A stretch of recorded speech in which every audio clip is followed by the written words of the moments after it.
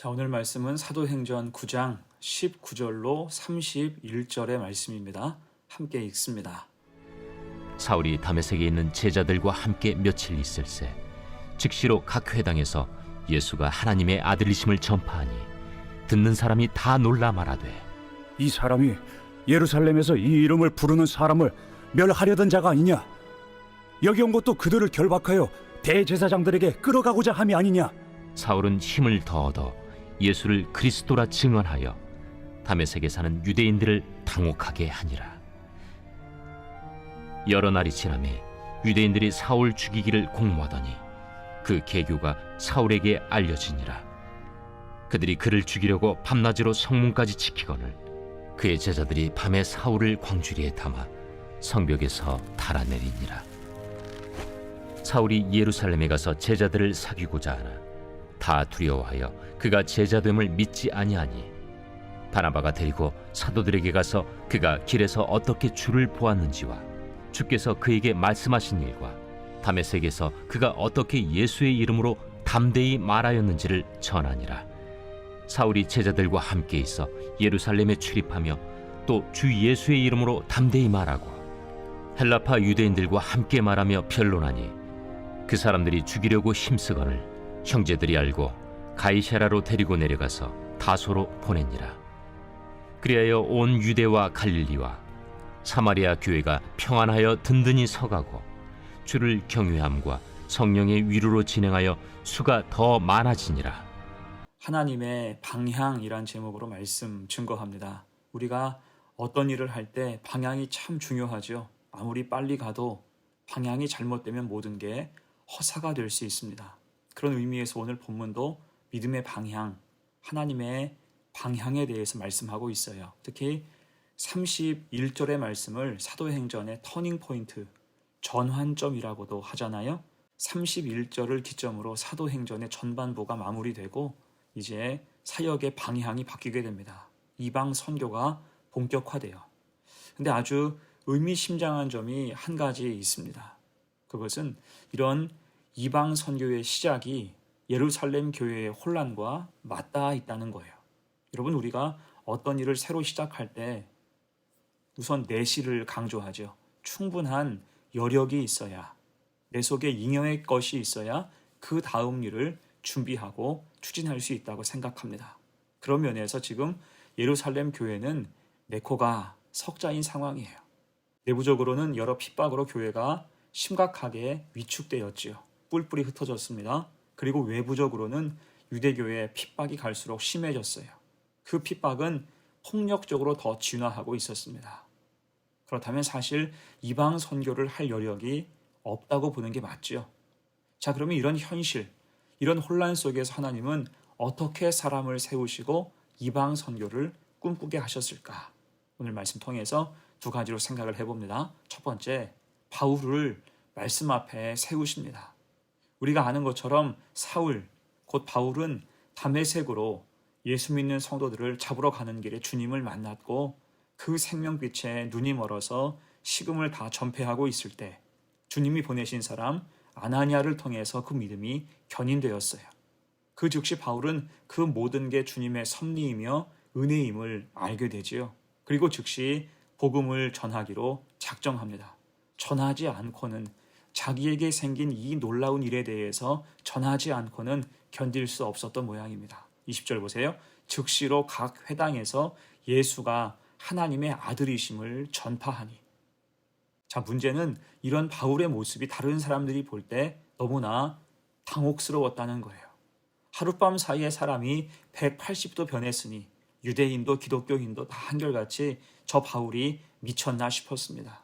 그래서 사람들은 술렁이고 소문은 파다해졌어요. 21절, 22절입니다.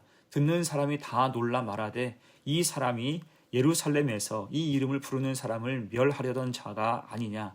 여기 온 것도 그들을 결박하여 대제사장들에게 끌어가고자 함이 아니냐 하더라. 사울은 힘을 더 얻어 예수를 그리스도라 증언하여 다메섹에 사는 유대인들을 당혹하게 하니라. 자, 이런 때 일의 순서상 당장 바울에게 가장 필요한 게 무엇입니까? 이 상황에 대해서 납득 가능하도록 설명하고 자기를 변호하고 수습하고 해명해야 돼요. 자, 그런데 지금 바울이 어떻습니까? 그는 별다른 해명이나 설명, 이 사태에 대해서 적극적으로 수습하지 않고 있어요. 대신 22절, 사울은 힘을 더 얻어 예수를 그리스도라 증언하여 자기를 변호하고 합리화하고 수습하는 게 아니라 오히려 예수를 더 증거했습니다. 자기 일은 미루고 예수 그리스도의 복음을 증거하기에 힘썼다는 거예요. 자, 더 나아가서 이제 그는 광야로 나아가죠. 오늘 본문은 정확히 기록하고 있지 않지만 그가 담메색에서 주님을 만나고 잠깐 복음을 증거한 후에 그는 그 길로 바로 아라비아 광야로 들어갑니다. 그 흔적이 23절이죠. 여러 날이 지나매.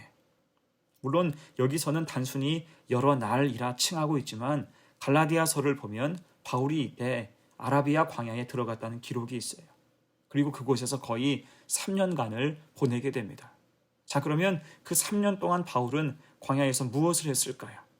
아마도 그는 늦은 만큼 그곳에서 철저하게 하나님 말씀 앞에 서게 되었고 평생 증거할 복음을 갈고 닦았을 것입니다. 전적으로 하나님 은혜 앞에 서게 된 거지요. 거기서 주님의 계시와 사명을 직접 받게 됐다는 것입니다. 그럴 때 그가 갈라디아서 1장 11절 12절에서 이렇게 말합니다. 형제들아, 내가 너희에게 알게 하노니 내가 전한 복음은 사람의 뜻을 따라 된 것이 아니니라. 이는 내가 사람에게서 받은 것도 아니요 배운 것도 아니요 오직 예수 그리스도의 계시로 말미암은 것이라. 아멘. 곧 그는 개인적으로 가장 혼란한 시기에 가장 우선적으로 하나님 앞에, 하나님 말씀 앞에 섰다는 것입니다. 그럴 때 채우시고 돌보시는 은혜가 임한 거예요. 여러분, 이 모습이 중요합니다. 하나님은 우리도 어떤 혼란함 속에서 주저앉지 않고 가장 우선적으로 말씀을 붙잡기 원하세요. 땅에 매인 문제를 하늘에서 풀기 원한다면, 또한 주님의 거룩한 사명을 감당하기 원한다면 주님이 내 안에, 내가 주님 안에 있음을 성경을 통해서 말씀 앞에서 날마다 확인할 수 있어야 돼요. 그것이 믿음이고 그게 우리 삶을 지탱하는 견고한 반석이 되는 것입니다. 그래서 우리도 바울처럼 혼란 중에 더 주님을 붙잡고 견고한 믿음 가지고 온전히 주님을 바라보는 성도가 되시기를 간절히 축원합니다. 아멘. 두 번째예요. 혼란 속에 임한 하나님 역사. 두 번째, 하나님이 위로하셨습니다. 이제 바울이 아라비아에서 3년간 훈련받고 돌아왔지만 바울에 대한 인식은 여전히 부정적이었어요. 23절 보세요. 여러 날이 지나매 유대인들이 사울 죽이기를 공모하더니, 적극적으로 그를 죽이고자 하는 사람이 여전히 있었다는 거예요. 그래서 힘들게 예루살렘으로 건너갔지만 그곳 상황도 별반 다를 것이 없었습니다. 26절 볼까요? 사울이 예루살렘에 가서 제자들을 사귀고자 하나 다 두려워하여 그가 제자됨을 믿지 아니하니, 여전히 믿어주는 사람이 아무도 없었습니다. 다 외면하는 거예요. 그럴 때 여러분, 얼마나 그 삶이 곤고했을까요? 그런데 그때 바나바가 아무 조건 없이 그를 보증해 줍니다. 27절 보세요. 바나바가 데리고 사도들에게 가서 그가 길에서 어떻게 주를 보았는지와 주께서 그에게 말씀하신 일과 다메섹에서 그가 어떻게 예수의 이름으로 담대히 말하였는지를 전하니라. 아멘. 당시 초대교회의 유력자인 바나바가 바울의 보증이 되어준 거예요. 자, 이 일이 바울에게는 얼마나 큰 위로가 되었을까요? 이게 전에도 이야기했던 사도행전 4장에서 성경이 바나바를 집중 조명한 이유예요. 아무도 믿어주지 않고 거들떠보지 않았던 바울을 보증한 바나바의 의로움을 성경이 기념하는 것과 같습니다. 물론 그렇다고 해서 바울에 대한 오해와 핍박이 끝난 것은 아니었어요. 29절과 30절을 보면 바울이 예루살렘에서 쫓겨나지요. 그 후로도 바울은 한참을 수없이 많은 고난과 고생, 위험에 노출되어서 살아갔습니다. 하지만 그때마다 하나님은 바울을 살피셨죠. 바울이 그 어려운 시절 아나니아와 바나바를 만난 것처럼 하나님은 바울을 향해서 동역자를 만나게 하시고 또 은혜를 공급해 주셨습니다. 여러분, 그래서 바울이 쓴 서신들의 맨 끝부분 보세요. 바울을 섬기고 도왔던 사람들의 명단들이 길게 이어지죠. 곧 그 말씀과 오늘 본문은 사실 좋은 대조가 됩니다. 오늘 본문에서 바울은 당장 동역자 한 명이 없어서 외롭고 너무나 힘들었죠. 하지만 꿋꿋이 믿음의 길을 갈 때 하나님이 차츰 채워주셔서 갈수록 풍성하고 또한 위로가 넘치게 하셨다는 거예요. 여러분, 이것이 하나님의 섭리와 은혜인 줄로 믿습니다. 지금 외롭고 힘들어도 하나님이 그 결핍을 채우신다는 거예요. 통역자를 주시고 돕는 사람을 주시고 위로자를 허락하십니다. 이게 우리 인생이 살만한 이유예요. 하나님이 때를 따라 살피시고 가장 필요하고 또 좋은 것으로 채우시기 때문입니다. 이제 말씀을 정리하면서 여러분, 우리는 하나님의 방향을 의심하지 말아야 돼요. 그런 의미에서 31절 말씀을 함께 읽습니다. 그리하여 온 유대와 갈릴리와 사마리아 교회가 평안하여 든든히 서가고 주를 경외함과 성령의 위로로 진행하여 수가 더 많아지니라. 아멘. 사실 문맥으로 따진다면 이 31절 말씀은 참 뜬금없습니다. 지금 당장 교회는 혼란스럽고 바울은 죽을 위기를 겪으면서 쫓겨다니는데 그리하여 교회가 평안하고 든든히 서간다라고 말씀하고 있어요. 자, 그렇다면 여러분, 주님이 왜 이런 말씀을 주셨을까요? 이 말씀의 뜻이 무엇일까요? 그것은 하나님의 방향을 말씀하고 있는 거예요. 이것이 바로 하나님의 방향이라는 것입니다. 교회가 평안하고 든든히 서갈 것이다. 한마디로 하나님이 방향을 잡으셨으니 힘들고 어려워도 흔들리지 말고 믿음 가지고 나아가라는 것입니다. 하나님이 때를 따라 도우시고 인도하시고 채우시며 끌고 가신다는 거예요. 자, 그런 의미에서 우리도 삶 가운데 힘들고 어려울 때가 있지만 그 가운데 길을 여시는 하나님 방향을 늘 확신하기를 축복합니다. 나는 모르지만 하나님은 아시고 들으시고 인도하시고 책임지세요.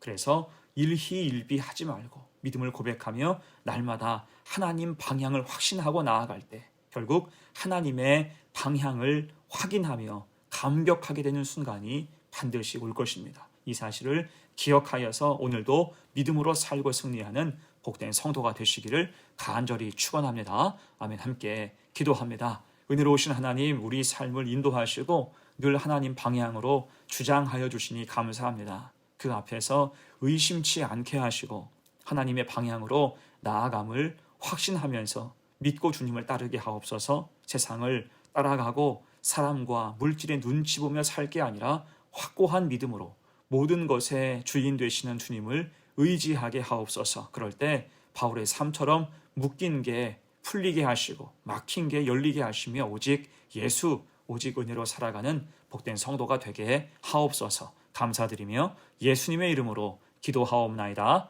아멘.